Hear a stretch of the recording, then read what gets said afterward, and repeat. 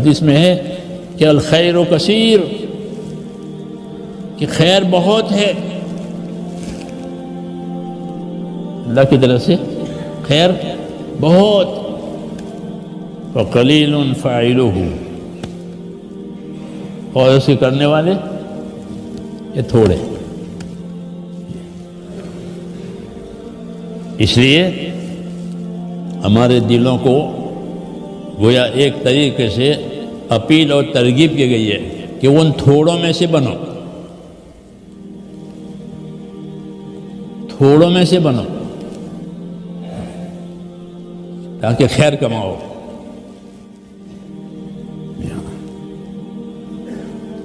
سمجھ میں آئی نا بات؟ اس لیے میرے دوستو ساری کی ساری خیر جنت میں ہے، حدیث میں ہے، ساری خیر جنت میں، وہ سارا شر وہ کہاں ہے کہ وہ جہنم میں، وہاں کوئی خیر نہیں ہے، ساری خیر جنت میں ہے۔ وہ جنت میں جانے کا ایک ہی راستہ ہے، وہ دوزخ میں جانے کے، دوزخ میں جانے کے بہت ایک ہی راستہ جنت کا، باقی سب بھٹکنے کے، بھٹک بھٹک کے لوگ دوزخ میں جائیں گے۔ ایک ہی راستہ جنت کا، قل ھذہ سبیلی، یہ میرا راستہ ہے، ایک ہی راستہ۔ اس لیے اپنے راستے پر رہنا ہے، کیا کرنا ہے؟ اپنے راستے پر رہنا ہے، اپنے مقصد پر رہنا ہے، اور امید کے ساتھ رہنا ہے۔ کس کے ساتھ؟ کہ اس راستے پر جانے والا کوئی نامراد آج تک ہوا ہی نہیں ہے۔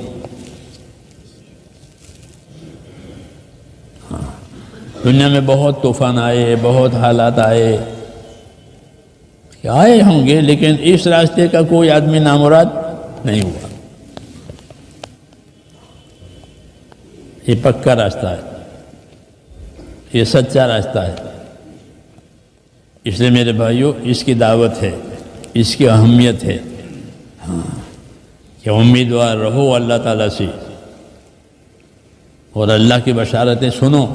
اللہ کی بشارتیں اطاعت کرنے والوں کے لیے ہوتی ہے، اللہ کی وعیدیں گنہگاروں کے لیے ہوتی ہے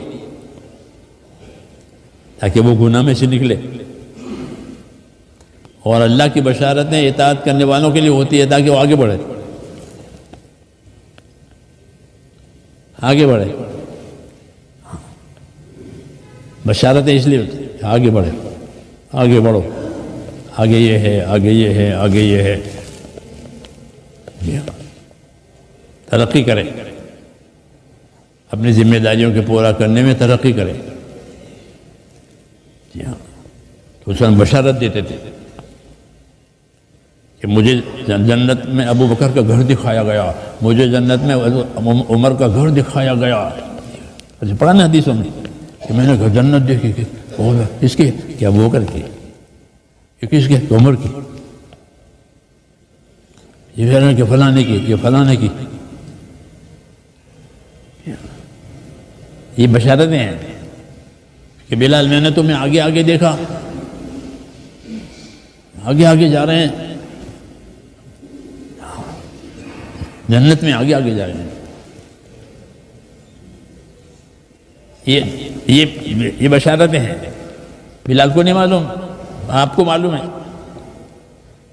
تو آپ نے ان کے سامنے کھولا کہ میں نے دیکھا تم جنت میں آگے آگے جا رہے ہو، کیا عمل کرتے ہو؟ کہ جب بھی وضو کرتا ہوں نوافل ضرور پڑھتا ہوں، جب بھی وضو کرتا ہوں نوافل ضرور پڑھتا ہوں، کہ ہاں یہ بات ہے۔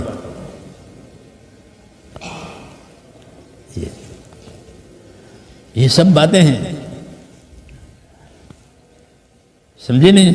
ایک ہے بشارتوں سے چلانا، جیسے مشین کو آئل سے چلاتے ہیں، مشینوں کو کس سے چلاتے ہیں؟ پانی سے۔ آئل، ہوائی جہاز کا آئل الگ ہے، ٹرک کا آئل الگ ہے۔ ٹرک کے آئل سے ہوائی جہاز چلے گا؟ نہیں چلے گا، وہ الگ ہے۔ ہاں، ایسے میرے دوستو اللہ تعالیٰ ایمان والوں کو ایک بشارتوں سے چلاتے ہیں، اس لیے ہماری نظر ایک تو بشارتوں پہ ہونی چاہیے کہ مجھ کو کیا ملے گا. جب آدمی کے سامنے اسے نہیں ہو تو وہ نا امید ہو جاتا ہے کہ اس میں کیا لینا، کہ اس میں کیا لینا.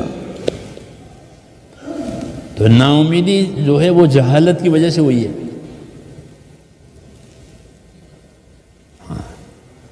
اس لیے کہتے ہیں کہ اللہ کی بشارتیں لو، فضائل کو یاد کرو. کس کو؟ کہ عمل کے ساتھ جو عمل کی فضیلت ہے، عمل کے ساتھ جو عمل کی بشارت ہے، جب وہ ہوگی تو پھر ایسا ہی مشین کو آئل ملی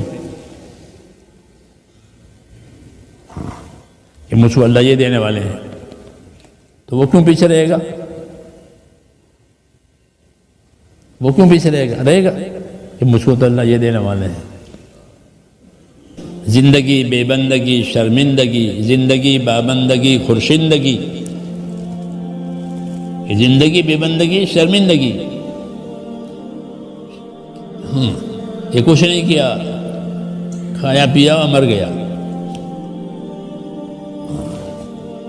تو اس کو ندامت بھی ہوگی، حسرت بھی ہوگی. کیا ہوگی؟ ندامت ہوگی، پچھتاوا ہوگا، اور حسرت بھی ہوگی کہ یہ میں نے کیا کیا. اس لیے کہا میں اچھی عبادت کروں تاکہ زندگی اچھی بن جائے. تو یہ سب باتیں میرے دوستوں اس لیے سکھائی ہیں کہ ہم میں سے ایک ایک اپنی زندگی کی ذمہ داری کو سمجھے، اللہ سے مانگے اور کرے. ہر ایک کا اللہ سے اپنا معاملہ ہے. جی ہاں، ہر ایک کا اپنے اللہ سے معاملہ ہے. اس لیے اپنا اور اللہ کا معاملہ صحیح کرے. حدیث شریف میں ہے کہ من اصلح ما بینہ و بین اللہ اصلح اللہ ما بینہ و بین خلقہ، کہ جو اپنا اور خدا کا معاملہ ٹھیک کر لے گا تو اللہ اس کا اور مخلوق والا معاملہ خدا ٹھیک کر دے گا. یہ چابی بتائی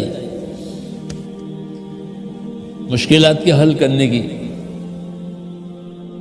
کہ اپنا اور خدا کا معاملہ ٹھیک کر لیا کہ بھائی وہ پھر نیچے والا معاملہ ٹھیک ہو جائے گا. وہ جب اوپر سے معاملہ بگڑے گا پھر نیچے والا بگڑے گا. سمجھ میں آئی یہ بات؟ اسے فرمایا کہ من اصلح ما بینہ و بین اللہ اصلح اللہ ما بینہ و بین خلقہ، کہ جو اپنا اور خدا کا معاملہ ٹھیک کر لے تو پھر نیچے والے سارے معاملے ٹھیک ہو جائیں گے. کیونکہ اوپر سے فیصلے آتے ہیں. کیا آتے ہیں؟ فیصلے. مخلوق بھی اللہ کی ہے، فیصلہ بھی اللہ کا ہے. یہ مخلوق ہے، زمین آسمان چاند سورج ہم سب. تو مخلوق کس کی ہے؟ کہ اللہ کی. اور فیصلہ کس کا؟ وہ بھی اللہ کا.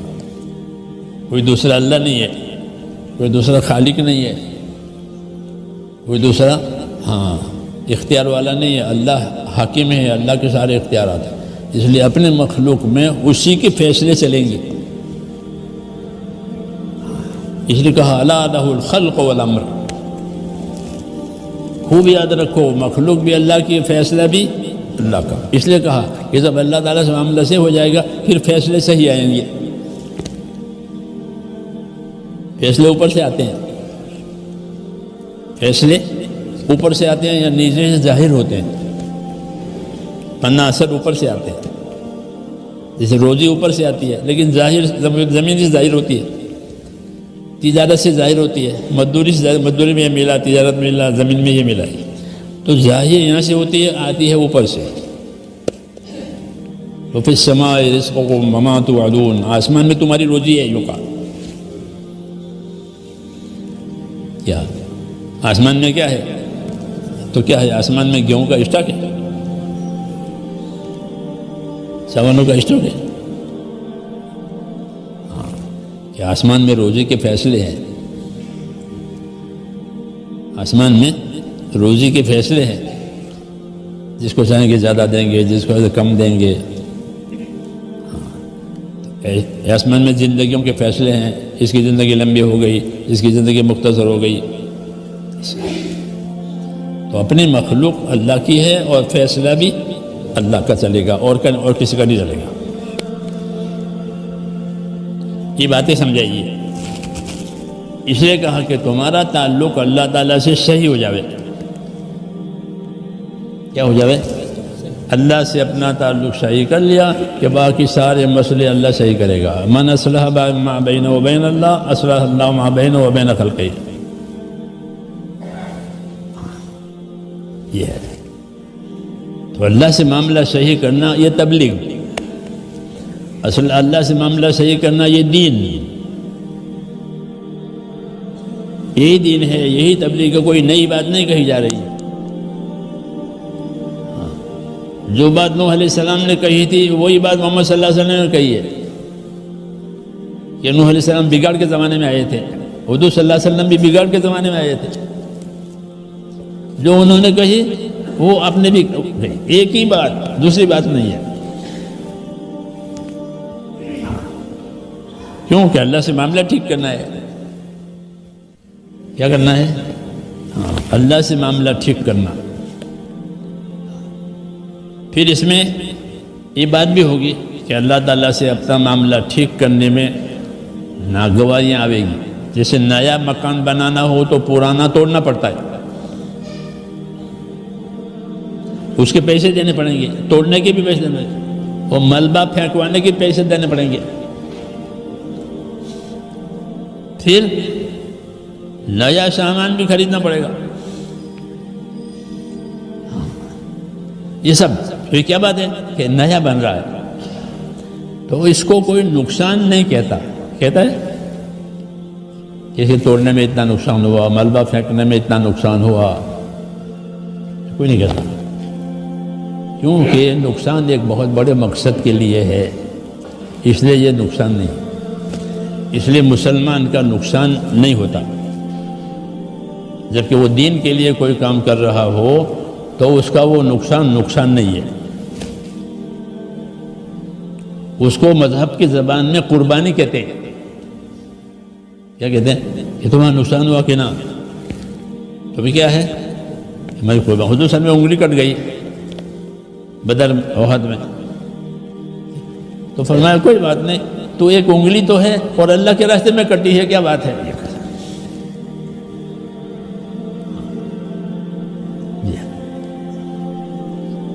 یہ کہتے ہیں اللہ کے راستے میں کٹی ہے، تو یہ کوئی نقصان، یہ نقصان نہیں ہے. کیونکہ یہ نقصان ہے کسی بڑے کام کے لیے. تو جو نقصان کسی بڑے کام کی آمد کے لیے ہو رہا ہو وہ نقصان نہیں مانا جاتا، بلکہ وہ کیا کہا جاتا ہے؟ اس کا نام قربانی ہے. اس لیے اللہ سے جو امیدیں پیدا ہوگی اور یقین پیدا ہوگا وہ قربانیوں سے ہی پیدا ہوگا. کہ اللہ سے امید کہ وہ قربانیوں سے پیدا ہوتی. ان الذین آمنوا والذین ہاجروا وجاہدوا فی سبیل اللہ اولئک یرجون رحمت اللہ واللہ غفور رحیم. کہ جو لوگ ایمان لائیں گے، ہجرت کریں گے، اللہ کے راستے میں جد و جہد کریں گے، یہ بولے ہو جو اللہ کی رحمت کے اور مدد کے امیدوار ہیں. ان کو امید کرنا چاہیے. جیسے پرانا توڑ رہا ہے کہ ہاں ان کا نیا لگانا چاہیے، اور پرانا نہیں، میرا پرانا نہ ٹوٹے، میرا پرانا تو نیا بھی نہیں بنے گا. ہے نہیں بھائی؟ تو یہ کہا جو ایمان لائیں گے، ہجرت کریں گے. ایمان کے بعد ہجرت سب سے بڑی قربانی تھی. مہاجرین پوری امت میں سب سے بڑی قربانی والے ہیں. حضور صلی اللہ علیہ وسلم خود مہاجر ہیں. حضور صلی اللہ علیہ وسلم خود بھی مہاجر ہیں، اپنے بھی وطن چھوڑ دیا ہے. جی نہیں چاہتا تھا وطن چھوڑنے کا. جب جا رہے تھے تو مکے کو دیکھ کر کہے مکہ میرا بالکل جی نہیں چاہتا تجھے چھوڑوں، لیکن میری قوم ہے جو مجھے تنگ کر رہی ہے. آدمی وطن نہیں چھوڑنا چاہتا. تو وہ وطن تو مکہ جیسا وطن دنیا میں نہیں ہے، ایسا وطن دنیا میں نہیں ہے۔ ہوتے آدمی کو وطن سے محبت ہوتی ہے، خاندان سے محبت ہوتی ہے، تو ہجرت ہوئی، اس لیے بڑی قربانی ہوئی مہاجرین کی، قربانی دی ہے، بڑی قربانی مہاجرین کے طبقے کی۔ ان الذین آمنوا وہاجروا، ایمان کے بعد دوسرا نمبر اللہ کے اطاعت میں ایمان لانا، یہ تو سب سے پہلا، اور پھر کہ ہجرت کرنا، پھر جان مال لگانا، ہاں یہ سچے ہیں، یہ اللہ کی رحمت کے امیدوار ہیں، اور اللہ غفور الرحیم ہے، ان کی امید پوری کریں گے۔ یہ طریقہ بتایا، کیا بتایا؟ ہاں کہ ہم ذمہ داریاں پوری کریں گے اور اللہ مدد کریں گے، ہم ذمہ داریاں پوری کریں گے اور اللہ مدد کریں گے۔ یہ اصولی بات ہے، یہ کیا ہے؟ اصولی بات، اس لیے کہتے ہیں ذمہ داریاں تلاش کرو کہ کیا کرنا ہے۔ انبیاء کرام تقاضے تیار کرتے ہیں اور امت تقاضے پورے کرتی ہے،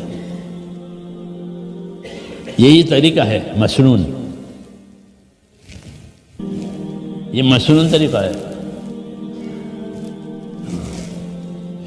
یہ تقاضے پیدا کیے جائیں گے اور پھر ان تقاضوں کو پورے کیے جائیں گے کہ بھئی فلاں ملک کا تقاضا ہے، بولو اس کے لیے کون تیار ہیں؟ حضور سمجھ سکتے فلاں کام ہے، اس کے لیے کون تیار ہے؟ تو وہ کھڑے ہو جاتے کہ میں تیار نہیں۔ ہاں اس طرح ذمہ داریاں پوری ہوتی ہیں۔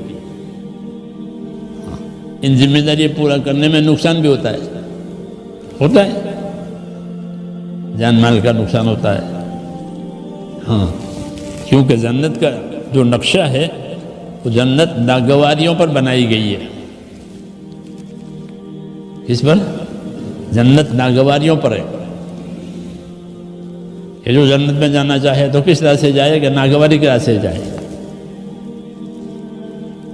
اور جو جہنم میں جائے تو کہ منچاہی کے راستے سے جائے۔ یہ حدیثوں میں ہے، یہ حدیثوں میں ہے کہ جنت کے راستے میں کیا چیزیں ہیں؟ کہ ناگواریاں ہیں، نفس کے خلاف باتیں ہیں، اپنے نفس کے خلاف جنت کے راستے پر، اور دوزخ کے راستے پر سب من چاہیے، کسی کی مت سنو، اپنی کرو۔ جی ہاں، سمجھ میں آئی بات؟ اس لیے اس راستے کے لوگ بہت ہیں، منچاہی والے، اس راستے کے تھوڑے،